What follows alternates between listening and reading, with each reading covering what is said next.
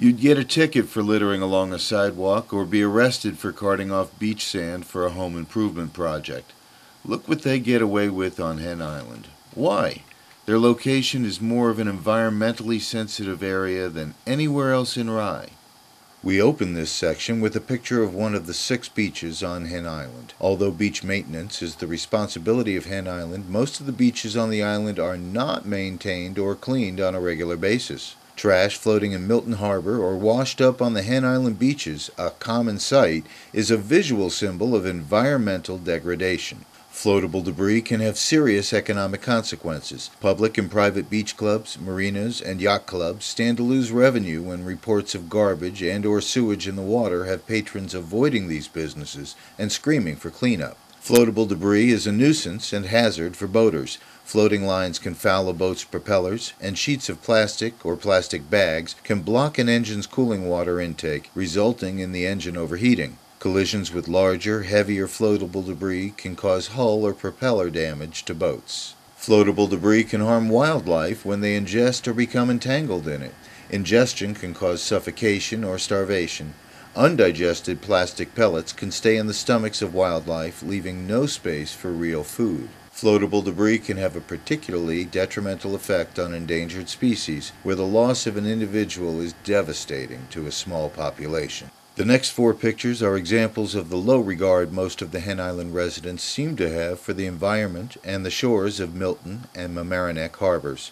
The first picture is that of an old rotten walkway used once many years ago on a dock for the island. Instead of cutting up the walkway and removing it from the island, the resident buried it on the beach. This walkway has been in its current location for over 15 years. Here is an old oil storage tank that's been half buried on the shores of Hen Island for over 20 years.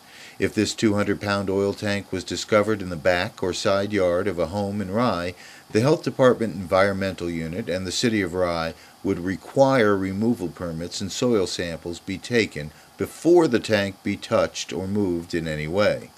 When reported to the City of Rye and the County of Westchester, their response was, quote, "It probably floated in from the mainland and is of no environmental concern. The presence of this abandoned oil tank is not in violation of any city or county law." End quote. This next is a photo of an old rusted sink alongside the oil tank. The last time this type of sink was sold or manufactured was in the 1950s. Is it possible that this sink floated in with the oil tank? These are serious cases of neglect and abuse that demonstrate the attitude of most of the cottage owners on Hen Island. Our last photo of this series is of special interest. The homeowner of the adjacent cottage has intentionally saved and placed this large quantity of steel debris at the base of this tree along the shoreline in an effort to stop erosion. The Board of Directors of Hen Island has encouraged this practice for years. One of the covenants in the deed to Hen Island in particular states that Hen Island, quote, "at all times be kept free of litter, garbage, and all sewage, and drain water shall be carefully contained therein and sanitarily disposed of. No litter, garbage, sewage, or drainage shall be discharged or permitted to be discharged into the environing waters." End quote. This covenant has never been enforced or challenged until today, when we cry out for environmental justice with these pictures, supporting our views.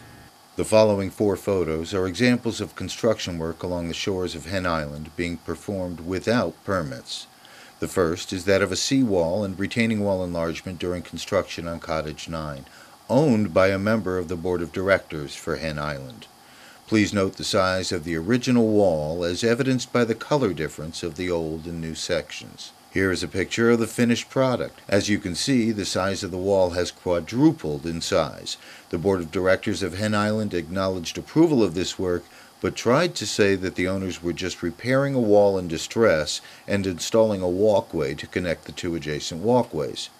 In written response to a complaint by another Hen Island stockholder, they actually commended the work.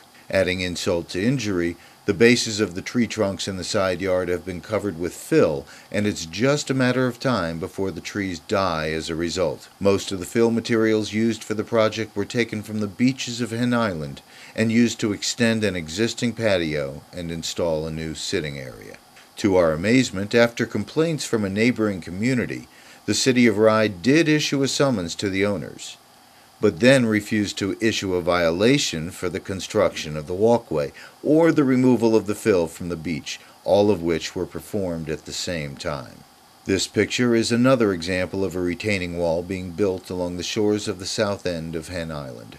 This wall has been expanding on a yearly basis for the past 5 years. Just this past year, a stairway was added. This wall is being constructed by another member of the board of directors to expand his front and side yards. All of the aforementioned construction projects were done without the approvals of any of the appropriate agencies responsible for approving plans along the shore and in the buffer zone. Particularly disturbing, the city of Rye refuses to acknowledge any of the illegal work or to issue the appropriate violations. The question is why?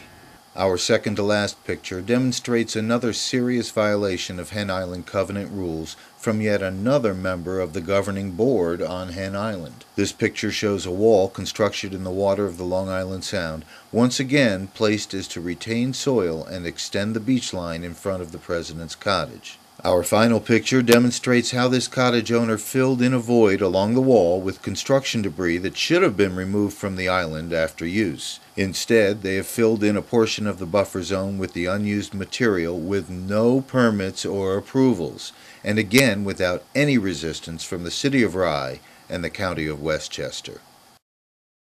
The city of Rye and the county of Westchester irresponsibly place people and the environment in harm's way. There seems to be no regard for the potential destruction possible every day these violations are allowed to continue. We encourage everyone to please join our mailing list, write a letter, spread the word, or donate your time to help heal the harbor starting today.